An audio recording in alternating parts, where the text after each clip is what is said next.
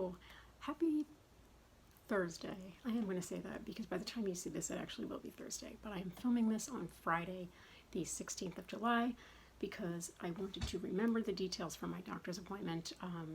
If I don't get it down, I'm going to forget it. So, the visit went very well, and I was able to go through all my information with him, and we talked a lot about my back and what we're going to do next. And the neat thing was that we were able to go through my scans in real time, which was, I've never had that happen before. I've seen the pictures with him, we've gone through things shot by shot, but because we were on the hospital's computer system, he was able to just scroll through, and it almost looked like the way it looked, well, it did look like, the way it looks as you're rolling through the MRI machine or the CAT scan machine, whatever it is. So that was really cool. And we started, he examined me first, and he was feeling for that section of my back that hurts so much right now. I mean, every section of my back hurts, but that one knotted section that feels like all the vertebrae are like, ugh. And what he told me was, that section is my upper lumbar region, and it is right above where my hardware is.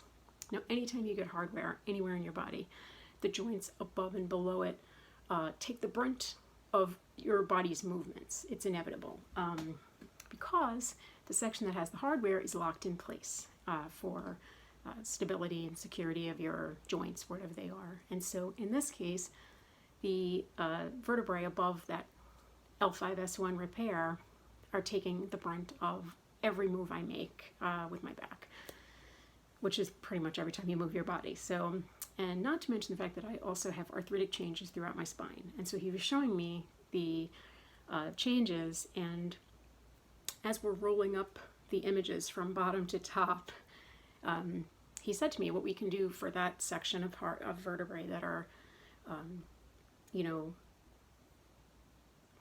that giant curve and everything. He said maybe we should do some diagnostic blocks in the facets that are on either side, or facets that are on either side. There's, in each vertebrae, there's a teeny tiny like nerve pathway, and what they do, it was so cool, and I'm smiling as I'm saying this, but it's like, it's science, you know, I love that, and he's amazing.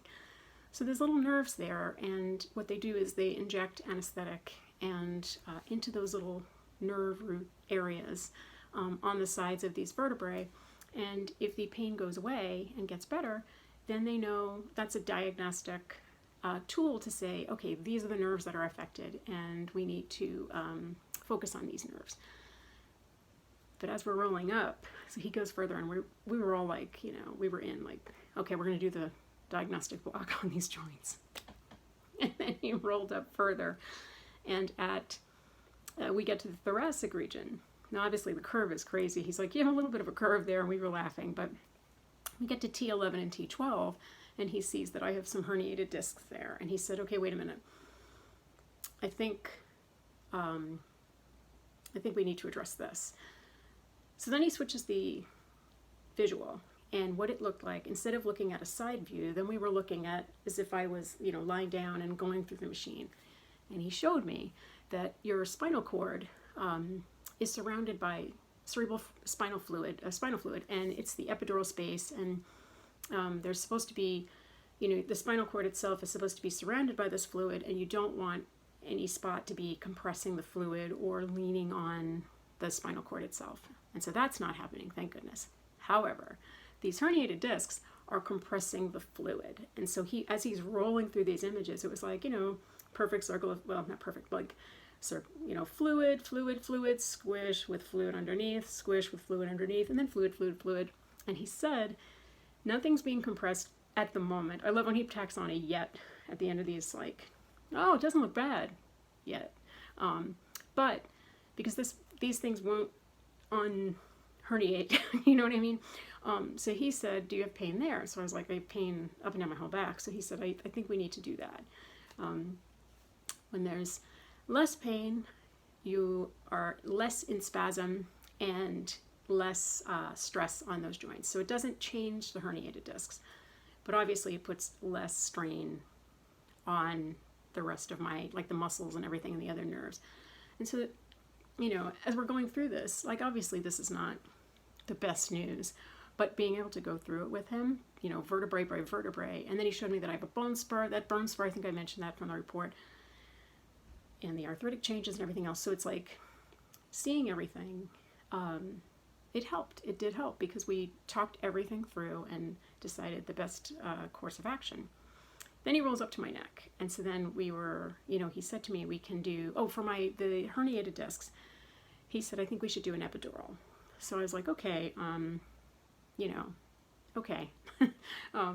And then he went up to my neck and he said, I mean, we could also do a cervicospinal epidural. And he said, but I think we need to start with the, you know, he said, how bad is the neck? And I said, it's bad, but he said, but I think we ought to address the area with the herniated discs first. Okay, so bottom line is, in early August, apparently it's already booked, we just have to get the time, I'm going to be doing an epidural on that T11, T12 area to try to alleviate some of the pain, and hopefully it'll help all the way down. I asked him about the arachnoiditis. He said that's two different things. So I said I kind of figured that, but I wanted to just double check. What else? He's just really cool, and I mean, I know that me of the future may have something to add to this video, but hopefully not, because me of all the time likes to talk way too much, and you know that. Whoever's tuning in to see this, you already know this.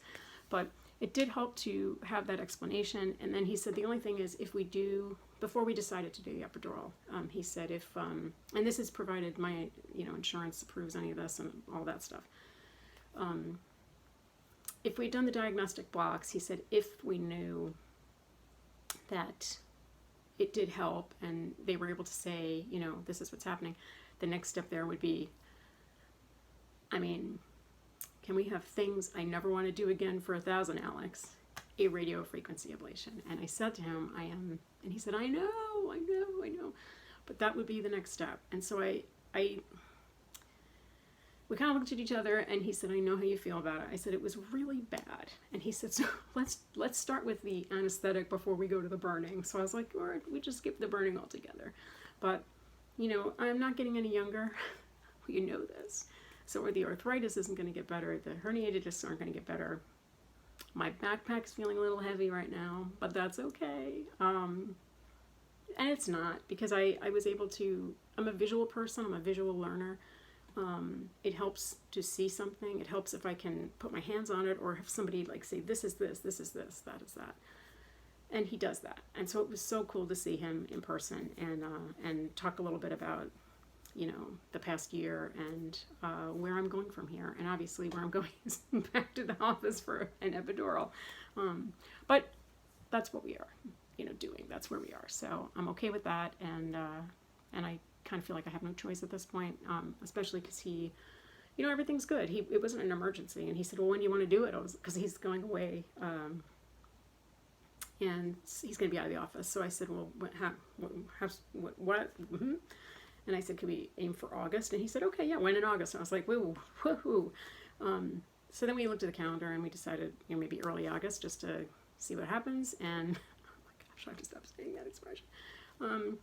Anyway, I'm sorry about my wet hair. I came back from the city a little over an hour ago, and I had to decontaminate, de-cityfy, de-subway, and de-medical office myself. So that's why I look like I jumped through a hose. But anyway, I'm smiling because I am relieved, and I have a plan, and we were able to go through everything, and that makes a world of difference. So I'm going to leave it there.